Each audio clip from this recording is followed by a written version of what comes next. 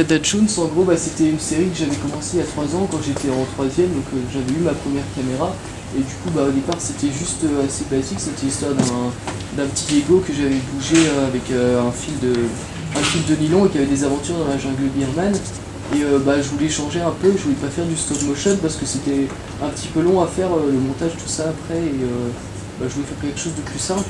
Donc du coup, le fil de nylon, ça permettait un déplacement qui était beaucoup plus simple. Et au départ, c'était des vidéos qui étaient de qualité un peu moyenne. Mais après, au fur et à mesure, en seconde, j'ai fait la deuxième trilogie de Nevada Jones. Et là, c'était déjà beaucoup mieux. J'ai même tourné solo certaines scènes. Et en troisième, j'ai eu une nouvelle caméra. Donc là, ça a vraiment tout changé.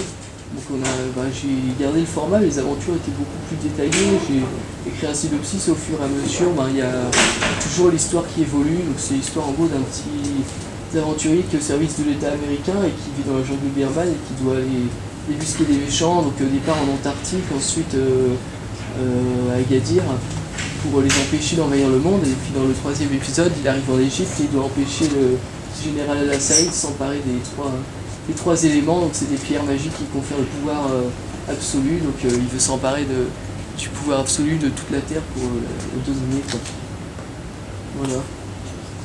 Là, ouais, on est dans un récit d'aventure palpitante.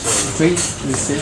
Alors c'est la partie 3 de la troisième trilogie. Oui, c'est ça. Là, on a choisi d'en mettre qu'un extrait, parce que sinon c'était un peu long par rapport à l'ensemble des films. Donc du coup, on verra que un extrait de 5 minutes à peu près.